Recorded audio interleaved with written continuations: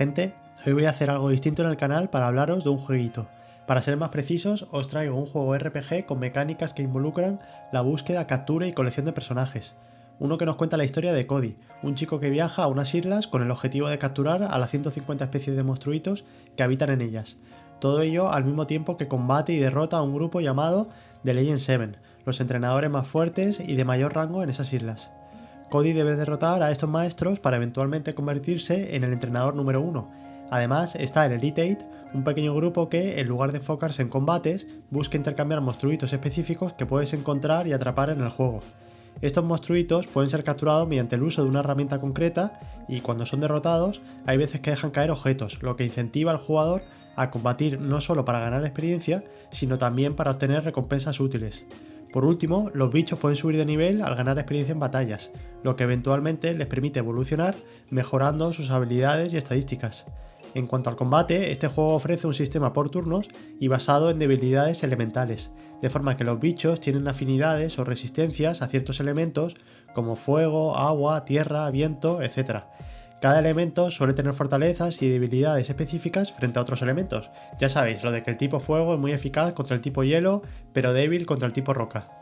El vídeo de hoy va sobre Robopon, una serie de videojuegos creada por Hudson Soft y publicada por Atlus, los creadores de la saga Persona. ¿Cómo? ¿Que esperabais que os fuera a hablar de Pokémon? Pues claro que no. ¿Cómo podíais pensar que estaba describiendo las mecánicas y características propias de un juego de Pokémon? Robopon es un juego cuya existencia descubrí hace poco navegando por internet y lo primero que me llamó la atención fue que se parecía mucho a un juego de la saga Pokémon. Presenta un estilo visual menos pulido, casi como si hubieran bocetos o diseños sin terminar, pero se parece mucho al estilo artístico de los primeros juegos de Pokémon. El sistema de combate también utiliza un esquema donde diferentes elementos tienen ventajas o desventajas entre sí, hay criaturas que coleccionar, etc.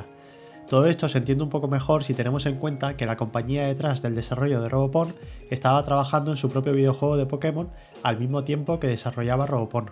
Concretamente estaba trabajando en un juego de cartas coleccionables de Pokémon, lo cual seguramente influyó en el diseño y desarrollo de Robopon.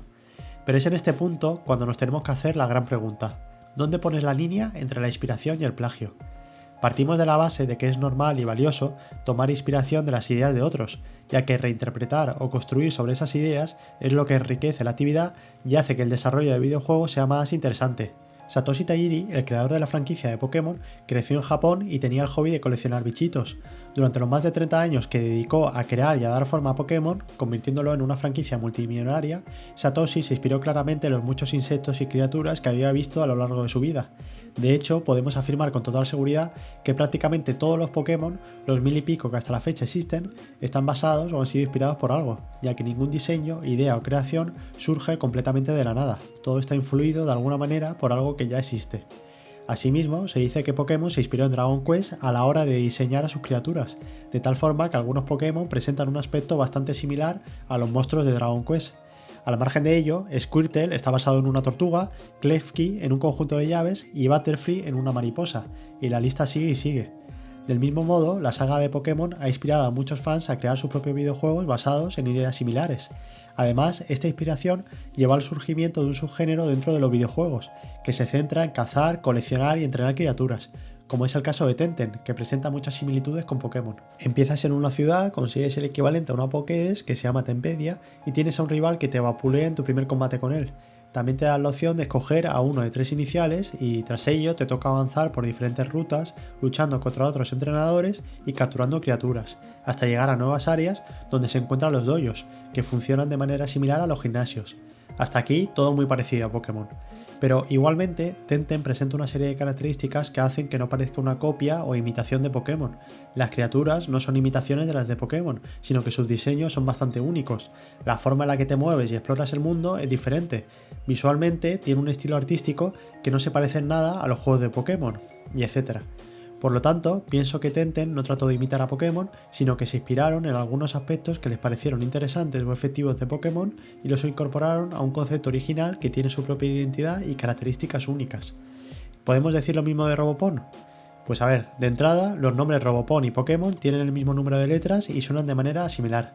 En la carátula del juego de Robopon podemos ver que esta también contiene un eslogan muy similar al Atrápalos a todos de Pokémon.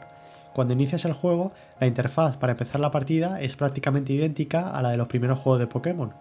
En Japón, el juego utilizó una estrategia de lanzamiento similar a la de Pokémon, publicando así dos versiones del juego al mismo tiempo, Sol y Estrella, seguida más adelante por una tercera versión mejorada, llamada Luna.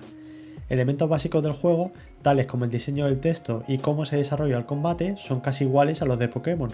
Los sprites del juego parece que han sido prácticamente sacados de Pokémon. Sin ir más lejos, el diseño del personaje principal de Robopon es prácticamente idéntico al de Red, el protagonista de los primeros juegos de Pokémon. Solo se modificaron 22 píxeles del sprite de Red para crear al personaje de Robopon, lo que los hace casi idénticos.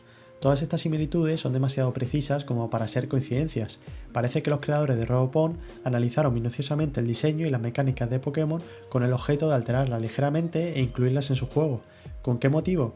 Quizás querían rendir homenaje a Pokémon o quizás el lanzamiento de Robopon responde a un intento de subirse al tren del éxito comercial de la saga. En cualquier caso, incluso en un supuesto tan descarado como el de Robopon, no os creáis que es muy fácil dibujar la línea que separa la inspiración del plagio. El copyright es una forma por la cual se otorga protección legal al autor de una obra, quien tiene derechos exclusivos para controlar cómo se usa, reproduce, distribuye o modifica esa obra. Ahora bien, uno de los principios esenciales del copyright es la distinción entre las ideas y la forma en que esas ideas se expresan. La ley protege las expresiones originales de las ideas, pero no las ideas en sí. Por ejemplo, en la literatura y en el folclore de diversas culturas encontramos historias que giran en torno al tema de forasteros que llegan a comunidades amenazadas por personas u organizaciones malignas y que logran movilizar a estas comunidades para enfrentar y vencer a los villanos. Si un autor desarrolla una historia basada en este tema, no puede pretender que a otros autores se les impida crear una obra basada en la idea del forastero que salva a una comunidad, pues las ideas no están protegidas por ley. Lo que sí cuenta con protección es la manera específica en la que se expresa esta idea. Estoy hablando de los personajes, el diálogo, las escenas, etc. Si llevamos esto al mundo de los videojuegos, nos encontramos con lo mismo. La idea sobre la que se desarrolla el videojuego no está protegida por el copyright, solo la forma específica en la que se expresa esa idea mediante el empleo, por ejemplo, de ciertos elementos audiovisuales, que son aquellos que percibes visual y auditivamente, como los gráficos, las animaciones, los sonidos y la música. La idea de un fontanero que salva a una princesa no puede ser protegida por ley, igual que tampoco lo está la idea de un videojuego en el que el jugador captura criaturas como Pokémon.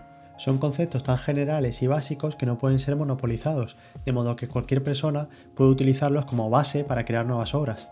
Entonces, de cara a dictaminar si un juego es un plagio de otro, los jueces suelen aplicar el método del que os voy a hablar a continuación.